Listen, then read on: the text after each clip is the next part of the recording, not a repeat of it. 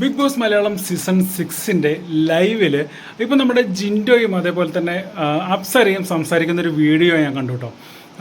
അതായത് ജയിലിൽ നടന്ന ആ കാര്യങ്ങളെക്കുറിച്ച് അപ്സരയോട് വിശദീകരിച്ച് കൊടുക്കുകയാണ് നമ്മുടെ ജിൻഡോ. അവിടെ അങ്ങനെ കിടന്നതിന് മറ്റൊരു ഉദ്ദേശം കൂടെയുണ്ട്, അല്ലെങ്കിൽ മറ്റൊരു കാരണം കൂടെയുണ്ട്.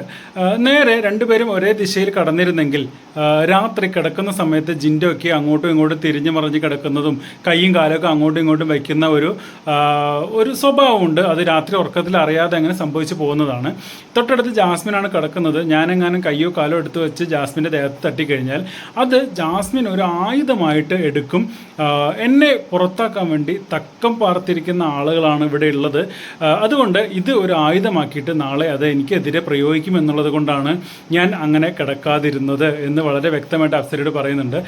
അതിനുശേഷം ചോദിക്കുന്നുണ്ട്, ഇങ്ങനെയൊക്കെ ശരി, സംഭവമൊക്കെ ശരി, ഞാൻ സൈഡിലേക്ക് കടന്നു, ജാസ്മിനെ അങ്ങോട്ട് വേണമെങ്കിൽ കിടക്കായിരുന്നു, അതിന് പകരം ആർക്കും ശല്യമില്ലാതെ കിടന്ന തന്നെ തല്ലുകയാണ് ചെയ്തത്, അത് ശരിയാണെന്ന് അപ്സരയോട് ചോദിക്കുന്നത്. അപ്പോൾ അപ്സര പറയേണ്ടത് അത് ശരിയല്ല, പക്ഷേ നിങ്ങൾ വാശി പിടിച്ചിട്ട് അവിടെ അങ്ങനെ കിടന്നുകൊണ്ടാണ് പ്രശ്നം പറ്റിയത് എന്ന് അപ്സര പറയുന്നു. അപ്പോഴാണ് ജിൻഡോ ഈ വിശദീകരണം കൊടുക്കുന്നത്. അപ്പോൾ ജിൻഡോയ്ക്ക് അറിയാം തന്നെ പുറത്താക്കാൻ വേണ്ടി അവിടെ പ്രവർത്തിക്കുന്ന ആളുകളുണ്ട് എന്നുള്ളത്.